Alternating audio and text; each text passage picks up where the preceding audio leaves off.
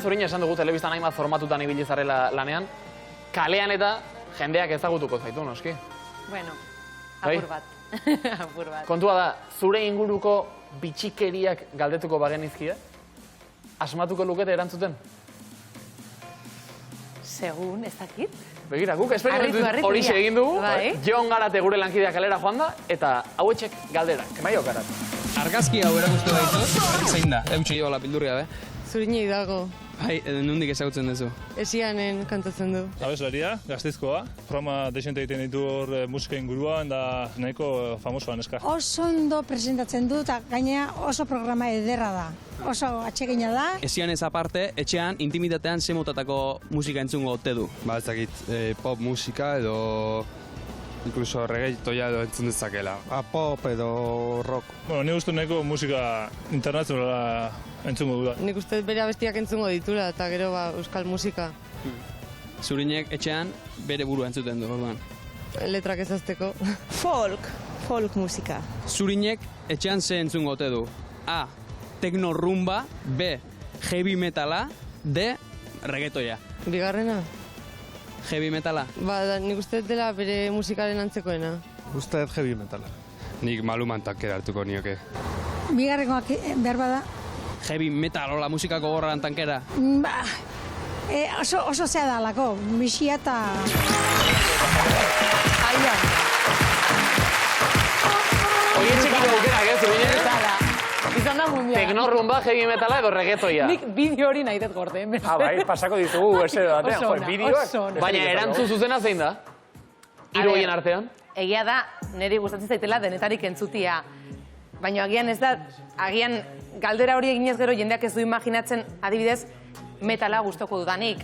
Eta bai, gustatzen zait. Zalea zara. Gustatzen zait. Alegia, hiru horien artean heavy metal aukeratuko dugu. Bueno, Eta besteak ere bai. Besteak ere bai, Inor zergatik baztertua, ez. Segunda zerrek etoi, segunda ze dana ikusi beharko, bere kontestuan, baino bueno. Jon Garate lankideak esan duen bezala Zurine Hidalgo, etxean Zurine Hidalgo ere entzuten du? Edo kaleko lagun batek esan duen bezala letrak ez azteko? Ez, gehiegi ez.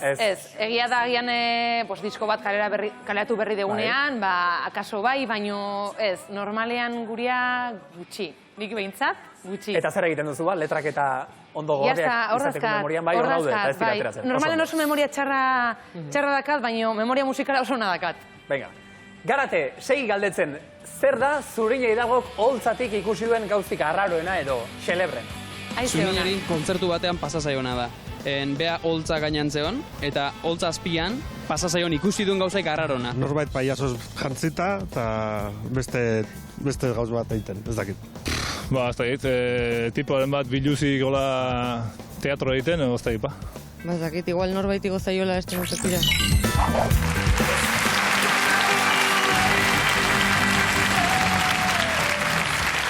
Inoiz zerbait arrarorik ikusi baldin baduzu behintzat, eszenatoki gainetik? Bueno, eszenatoki gainetik gauza raro pilo bat ikusten dituzu. Gogoan dut duela gutxi, uste dut Arrankudiagan izan zala, eman genuen kontzertu bat, eta zegoen rapero kuadrilla bat, eta justo kontzertu hasi horretik, bueno, kontzertuko lehenengo kanta da baseak bakarrik jotzen du, eta ninago behan. Bai. Orduan, fijatu nintzen, nola, base nahiko rockero batekin hasten dugu kontzertua ez, eta rapeo talde hori hasi zen, dantzan euren estilora, gure rockakin, eurek rapeatzen. Eta izan zen? Dantzan, abai, Bai, oso kuriosoa. Bai, total. Total, kurioso izan zen, bai, ikustia. Baina ez dela egia da, eszenatokia leku ona dela radiografiak eta egiteko pizka. Bai. Ni normalean nahiko enpanetuta ibiltzen naiz, hauek gehiago enteratzen dira, baino bai, gertatzen dira gauzatxuak.